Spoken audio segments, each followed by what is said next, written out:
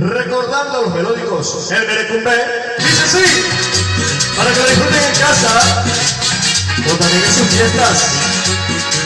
Ahí, tocando música en vivo, recordando volver a vivir éxitos que nos van a pasar de moda. Dímelo.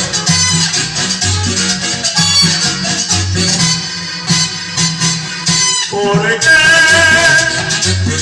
no me dejan? No sé por qué. ¿Será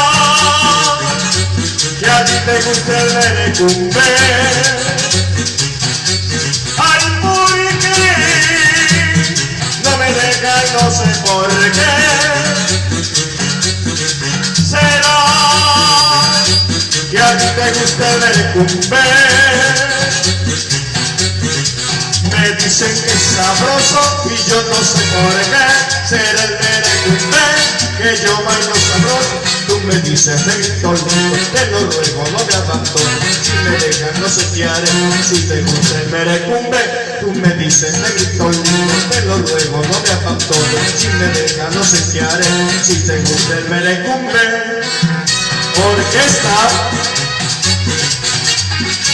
óyelo.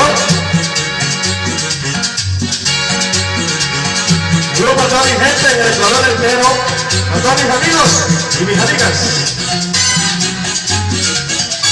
a todos mis colegas musicales y educadores también. ¿Cómo va música, chico? Te vas y yo sé que vas a volver, porque a ti te gusta el merecumbe.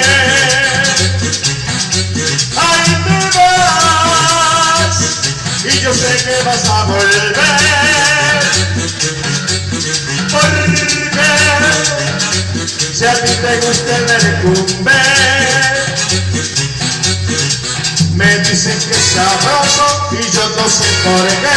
Será el merecumbe que yo bailo sabroso. Ellos me dicen negrito lindo, te lo ruego no me abandones. Si me dejan no sé qué haré, si te gusta el merecumbe.